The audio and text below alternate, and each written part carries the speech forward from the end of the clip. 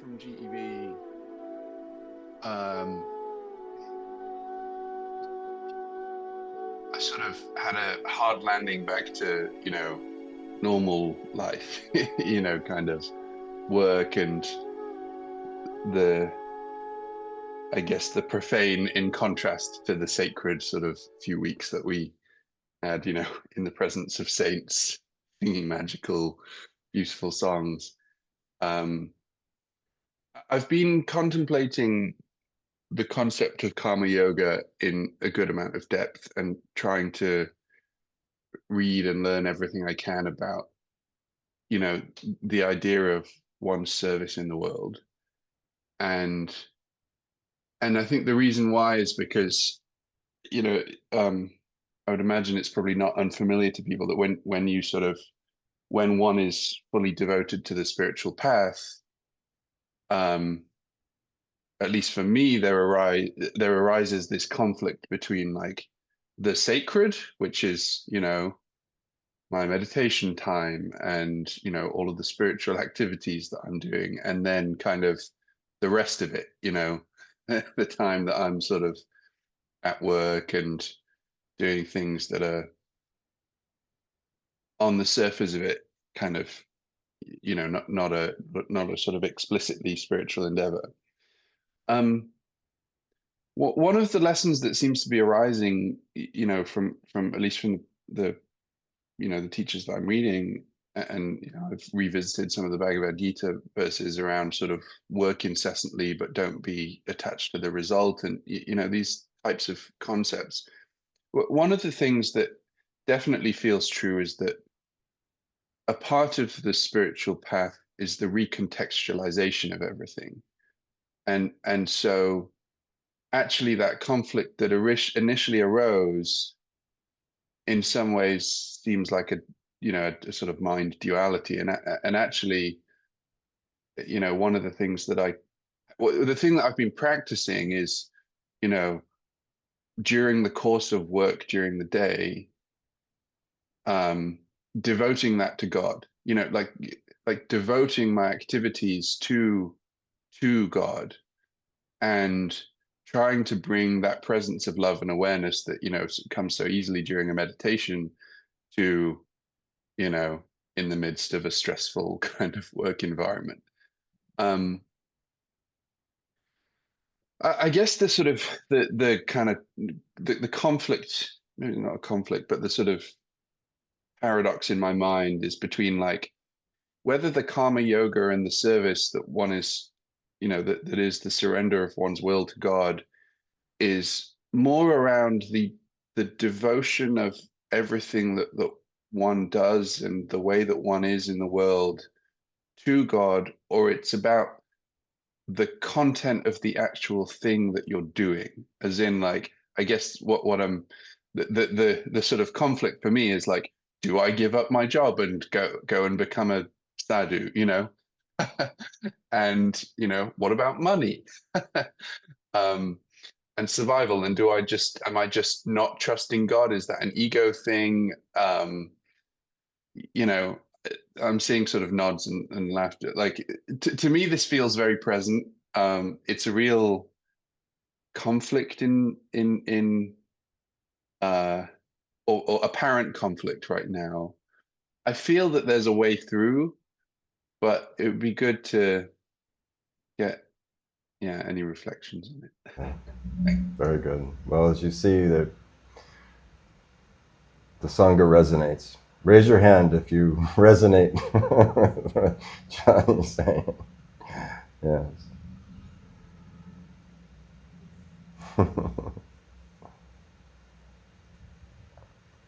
So many things can be said. Even just this one practice of karma yoga, there's so many angles of reflection on it. The thing that comes most prominently when you were exploring is that the seed of practice is the same as the fruit of practice.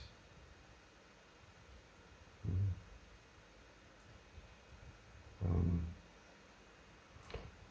the conditioned ego,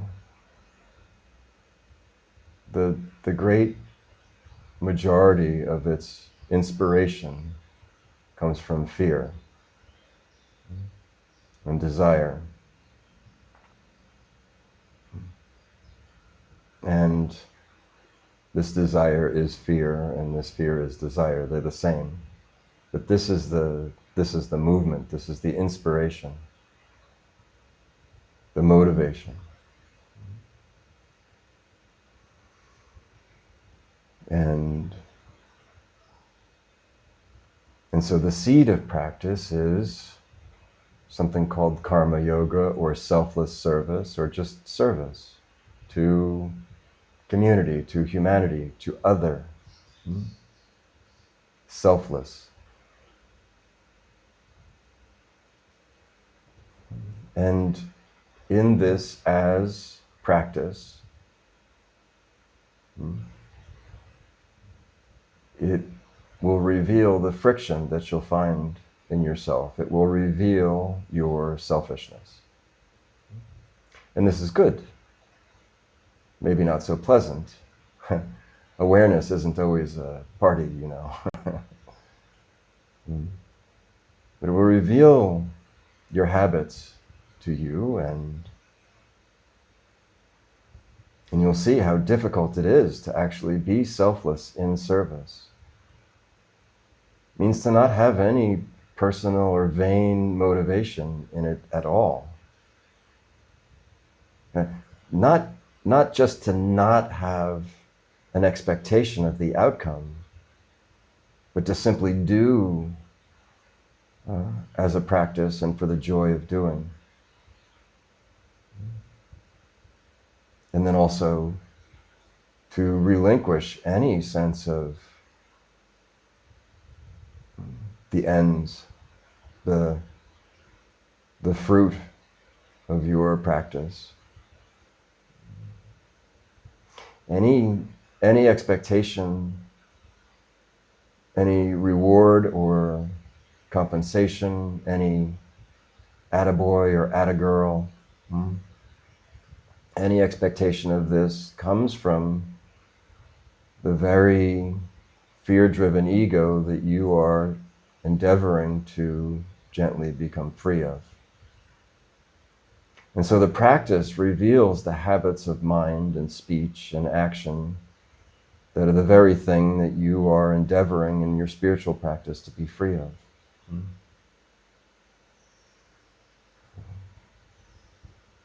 Then, in success,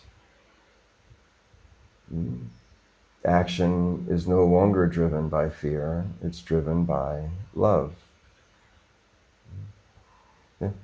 That when one realizes in service, the only thing left to do is serve.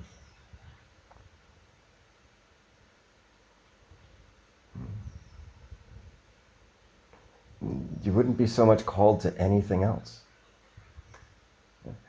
Everything else becomes kind of mundane. But the mundane in service from this place of love and joy is no longer mundane either.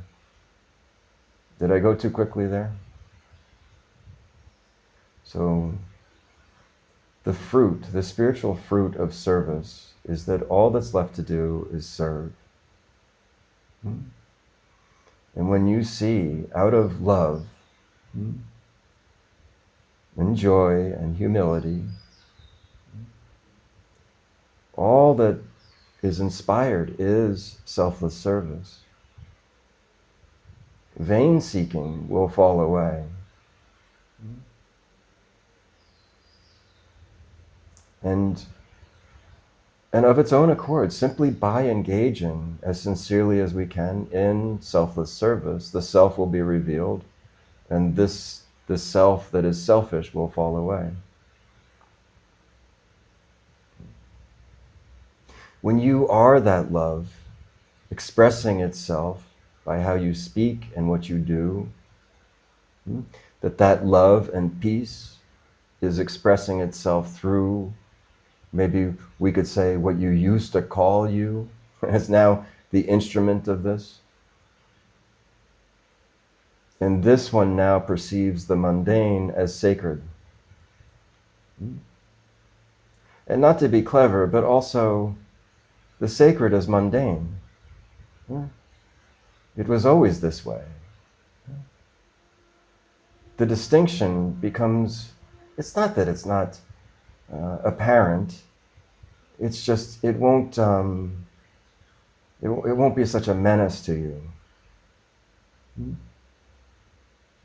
So, in the meantime, I share this because I think it's helpful to know that this is what remains when the rest of the falsities fall away.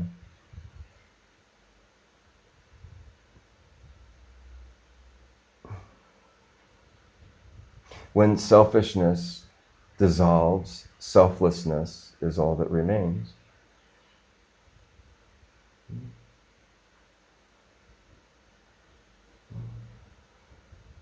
All the old habits of self-promotion, defense, the strategies of pretending, fight, flight, freeze, gone. And then what remains is selfless, but still here, very much here, just as here as you've ever been, but now completely present and aware in it.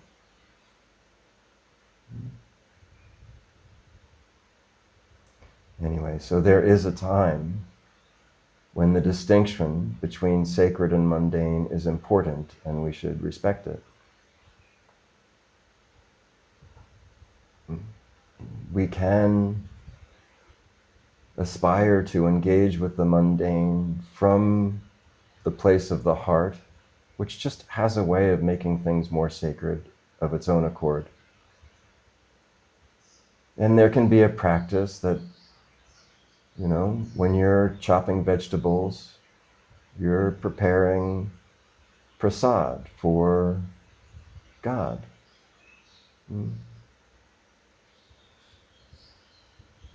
When you're cleaning even your own house as a service to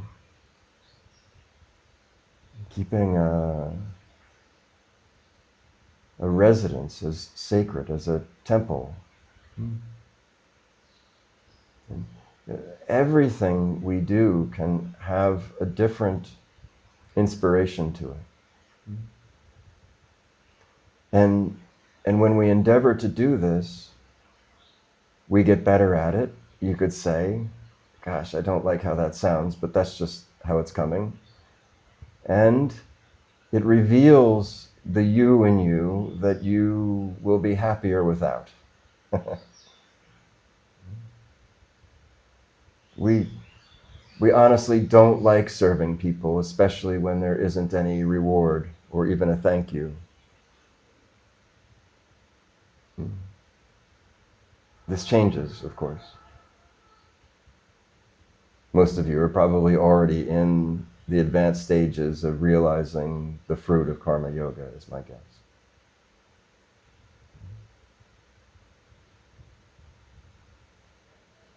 And so for a time, it makes sense to be discerning, to not engage in the same way with the mundane that you used to. The kinds of activities, the places you go, and the people you spend time with will change. Some may change with you, maybe.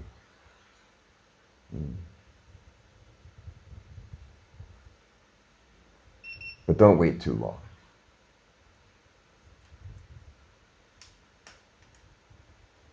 And so for a time, we exercise some discernment. And let's just say, what's discerning? What we speak, what we say, very important. What we do, also very important. What we do, where we go, who we spend time with. It's very important.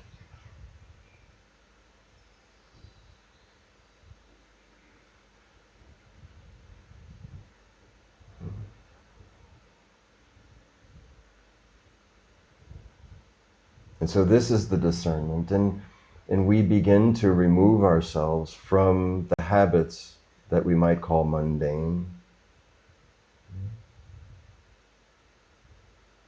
A time of withdrawal, of discernment. And then there will come a time, probably longer than you would wish, that everything is sacred, and all the people that you knew, all the places that you used to go, all of it is imbued with the same divine DNA, let's say. But there's no rush to that. Let it be an honest experience where you don't mind. Nothing to prove in it. Nothing to prove. You see?